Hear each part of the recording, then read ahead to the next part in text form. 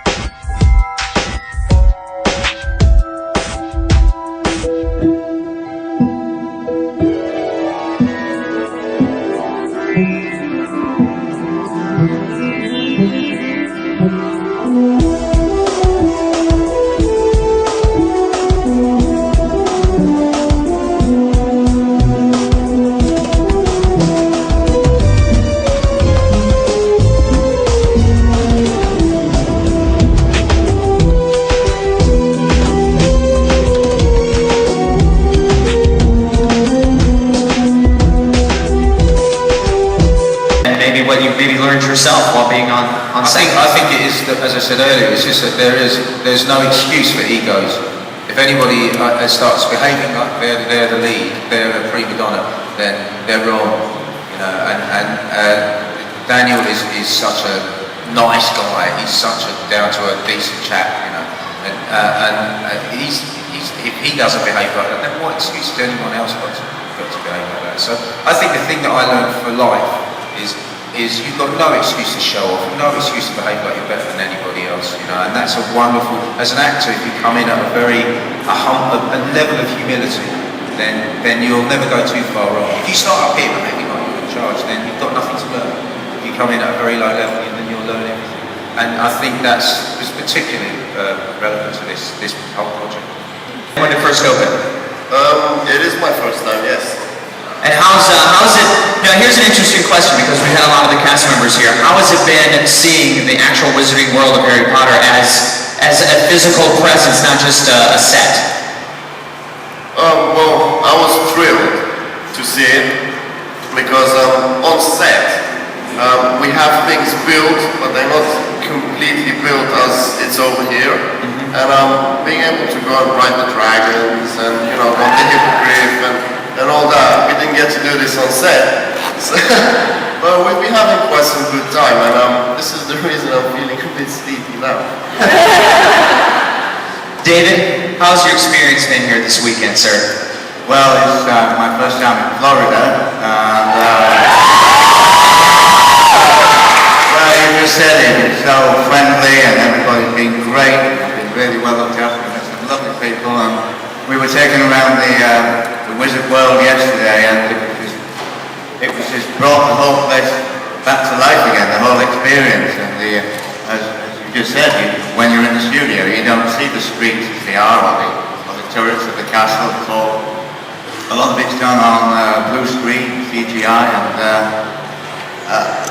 so it was just a grand go. To go on the virtual ride was incredible, and but the best thing for me was seeing Filch's Emporium. Oh God, Emporium! I didn't know I had an Emporium. Fantastic. I was going in there and I was with some kids there, you Filch? I said, yeah, right. Signed this shit. What? Was this too? Mandy. Oh, with Mandy. an I. With an I? With an I. M-A-N-D-I. Okay. I don't think they could have made anyone else Filch except for you. Oh, thank you. You're so funny. I like when you're funny. You and your cat. Yeah. Well, I'm glad people found it. Was it a funny. real cat that they had with you? Oh yes, It yes. was real? In fact, we had two different, Max and Alanis, two identical cats. Did you get to keep them after the... No. You don't want to keep them? Or... Well, we've got two of our own at home in England, so... Couldn't bring your real cat in.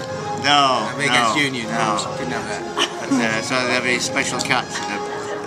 They're quite expensive and a bit more intelligent, but they... You can't train them. They'll get their buggers, cats. They're supposed to be trained, but they do. No, you can't. I heard people train could them. like potty train them, like Yeah. actually like make them go on the toilet. Yeah, but they could. That's what people say they can do it. Nah, They kind of reward. I can't even potty train my niece and nephew. Like, how do you do the cat? Yeah.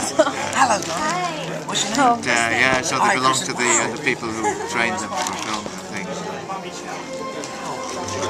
But they have to be house cats. They have to keep them indoors because people steal them because yeah, they're quite expensive. Yeah. You'd think those would be really expensive. I think about $2,000. Yeah, that's expensive cats. See, my Yeah, cat yeah. was free, But my so it can two go are in and just- out as it wants. My two are just scruffy common cats, you know. But, My cat thinks it's a dog, so your cat thinks it's a dog? yeah. Oh, wow. He's really friendly. Yeah. In and out, in and out. Yeah. Beggar, always there. He's like a dog. His he name's thinks Gizmo. it's a dog? Yep, he thinks he's a dog. In therapy or does he just handle it? No, maybe I should. No.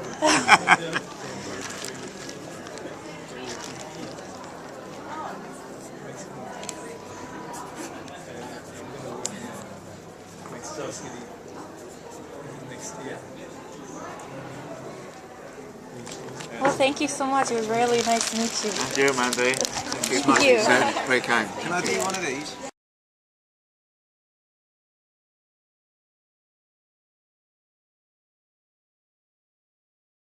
What's your favorite line that your character said? Favorite line that your character quoted? Honestly, woman, you call yourself our mother.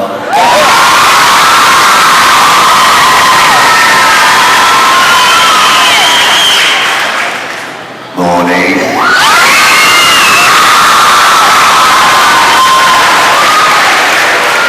Let's get down the line, Ivana. There's so many. I think the really funny one is, I sleepwalk, you see. That's why I wear shoes to bed.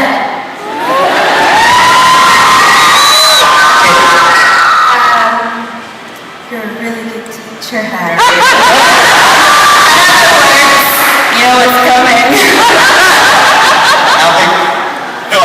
My problem is probably different from Ivan's. My problem is that there are so few, but I don't know. My friends never let me forget that I had to say, hey look, Neville's got to remember them. So, I cherish that. Jessica. I definitely got a kick out calling Rupert 1-1.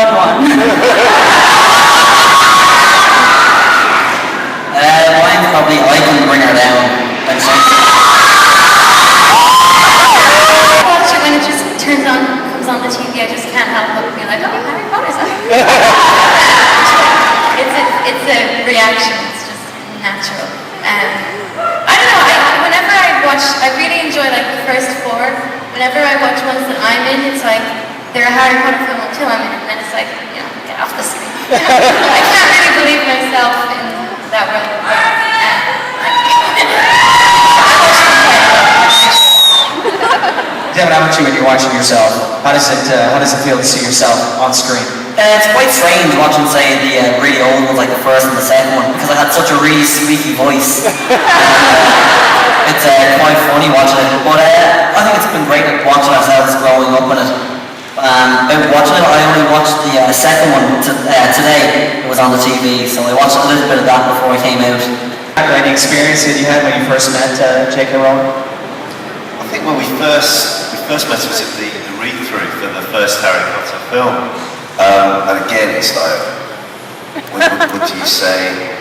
We didn't actually know who was going to play Fred and who was going to play George in the first read-through, so the first interaction we really had at all was at the casting director. We said to the casting director, Janet, who plays Fred and who plays George? She looked at us confused and said, okay.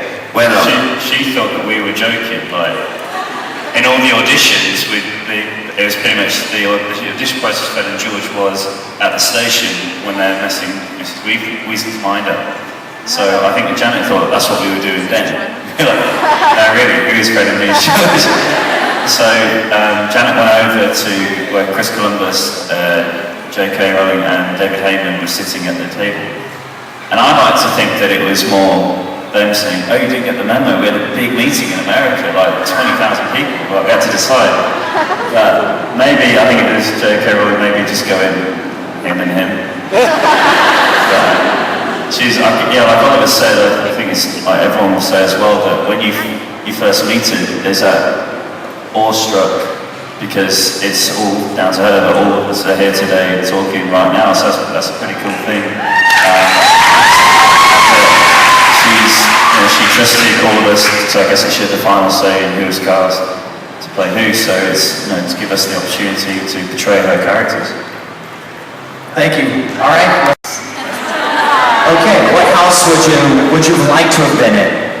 I mean, I'll pass it on to the other guys because I just got that. I mean, everyone, I don't know, Harry Potter gets his dream house, doesn't he? He gets to make a choice. That's one of the points. So, hopefully that would be idea. I like to think I would like to be in Gryffindor, and I honestly think this sounds dreadful, and I think I would be. No, but that sounds ridiculous, doesn't it? But if not, I'd really want it. So hopefully the sorting cap would take that into account. Yeah.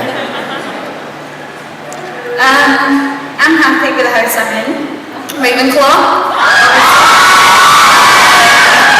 And honestly, if I was to be put in a house, then I don't know. I think Ravenclaw. You'd be big. Yeah. Luna said Ravenclaw, so. And it is Ravenclaw. Ivana? And mine's Pottermore official. I'm a Gryffindor.